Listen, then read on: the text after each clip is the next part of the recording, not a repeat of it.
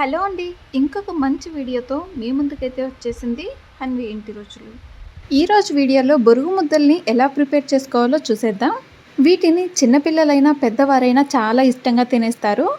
ఈ బొరుగుల ముద్దల్ని ఒకసారి ప్రిపేర్ చేసి ఎయిర్ టైట్ కంటైనర్లో స్టోర్ చేసి పెట్టుకుంటే 2 వీక్స్ వరకు అలాగే బొరుగు ముద్ద అనేది క్రిస్పీగా ఉంటుంది.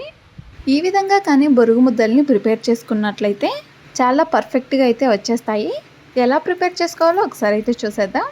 గ్యాస్ మీద బాండి పెట్టేసి 1 టేబుల్ స్పూన్ నెయ్యిని వేసుకొని నెయ్యి మొత్తం హీట్ అయిపోయిన తర్వాత 4 కప్పుల బొరుగులను అయితే అందులో వేసేయాలి.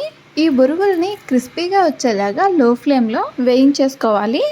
బొరుగుల్ని నెయ్యిలో వేయించేసుకుంటున్నాం కాబట్టి బొరుగు ముద్దలు కంప్లీట్ అయిపోయిన తర్వాత నెయ్యి ఫ్లేవర్ తెలుస్తూ చాలా టేస్టీగా అనిపిస్తాయి. బొరుగు ముద్ద మొత్తం కంప్లీట్ అయిపోయిన తర్వాత నెయ్యి వేయడం వలన షైనింగ్ లాగా కనిపిస్తూ ఉంటాయి. బొరుగుల్ని క్రిస్పీగా వచ్చేలాగా వేయించేసుకున్న తర్వాత ఒక ప్లేట్లోకి సపరేట్ చేసేసుకోవాలి. తర్వాత మనం ఏ కప్పుతో అయితే బొరుగుల్ని తీసుకున్నామో అదే కప్పుతో 4 కప్పుల బొరుగులకి 1 కప్పు బెల్లంని బాండీలో వేసేసి 1/2 టీ గ్లాస్ వాటర్ని పోసుకొని మొత్తం కలిపేసుకోవాలి. వాటర్ వేయకున్నా కానీ బెల్లం మొత్తం మెల్ట్ అయిపోద్ది. గ్యాస్ని లో ఫ్లేమ్లో పెట్టేసుకొని బెల్లం మొత్తంని కరిగించేసుకోవాలి. 4 కప్పుల బొరుగులకి 1 కప్పు బెల్లం అనేది స్వీట్నెస్ అనేది కరెక్ట్గా ఉంటుంది. స్వీట్ ఎక్కువ కావాలనుకున్న వాళ్ళు బెల్లంని కొంచెం యాడ్ చేసుకోవచ్చు. ఈక్వల్గా స్వీట్నెస్ ఉంటే సరిపోతుంది అనుకున్నవారు 1 కప్పు బెల్లం వేస్తే సరిపోతుంది. తర్వాత ఒక బౌల్లోకి వాటర్ని తీసుకొని పాకంని అయితే చెక్ చేసేసుకుందాం. పాకం మొత్తం తీగలాగా వచ్చేస్తుంది. ఇంకొంచెం గట్టిగా అయితే రావాలి. ఇంకొద్దిసేపు అలాగే బెల్లంని మరిగించేసుకోవాలి. కొంచెం ఇలాచీ పౌడర్ని వేసేసుకుంటే మంచిగా స్మెల్ వస్తూ ఉంటుంది. ఇలాచీ పౌడర్ నచ్చని వాళ్ళు స్కిప్ చేసేసుకోవచ్చు. ఇంకోసారి చెక్ చేసేద్దాం. వాటర్లోకి పాకం వేసిన తర్వాత మనం పట్టుకుంటే పాకం అనేది చాలా గట్టిగా అయిపోతుంది. బెల్లం పాకంని తీసేసుకొని ప్లేట్కేసి కొట్టామంటే సౌండ్ కానీ వచ్చేసిందంటే కరెక్ట్గా వచ్చేసినట్లు ఇలా సౌండ్ అయితే రావాలి. అప్పుడైతేనే మనకు బొరుగు ముద్దలు అనేటివి కరెక్ట్గా వస్తాయి. తర్వాత పాకంలోకి ముందుగా నెయ్యిలో వేయించేసి పక్కన పెట్టేసుకున్న బొరుగుల్ని వేసేయాలి. బొరుగుల మొత్తంని పాకంలో బాగా మిక్స్ చేసేసుకోవాలి.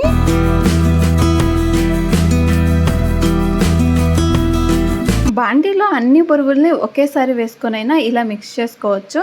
లేదంటే బాండీలో కొద్దిగా బొరుగుల్ని వేసుకుంటూ మిక్స్ చేసేసుకుంటూ మొత్తం బొరుగులను అయితే యాడ్ చేసేసుకోవచ్చు.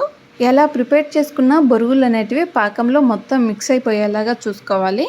బొరుగుల్ని మొత్తం ఇలా కలిపేసుకున్న తర్వాత ఒక ప్లేట్లోకి నెయ్యినైనా లేదంటే ఆయిల్నైనా యాడ్ చేసి పక్కన ఉంచుకోవాలి. బొరుగులు అనేటివి వేడివేడిగా ఉన్నప్పుడే హ్యాండ్స్ని వాటర్లో డిప్ చేసుకుంటూ 2 చేతులతో ఇలా ముద్దలాగా ప్రిపేర్ చేసేసుకోవాలి. ఇలా కానీ ప్రిపేర్ చేసుకున్నామంటే బొరుగుల ముద్దలు అనేటివి పర్ఫెక్ట్గా అయితే వస్తాయి. అన్ని ముద్దల్ని ఇలానే ప్రిపేర్ చేసేసుకోవాలి. మొత్తం ఇలా ప్రిపేర్ చేసుకున్న తర్వాత ఈ బొరుగులు కానీ చల్లారిపోయాయి అంటే బాండీకైతే మొత్తం అంటుకొని ఉంటుంది. ఈ బాండీని మళ్ళీ గ్యాస్ మీద పెట్టేసి 1 మినిట్ కానీ వెయిట్ చేసామంటే మళ్ళీ పర్ఫెక్ట్గా ముద్దలను అయితే ప్రిపేర్ చేసేసుకోవచ్చు.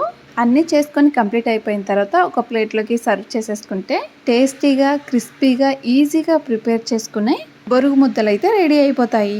సేమ్ స్వీట్ షాప్లో దొరికేలాగే ఉంటాయి.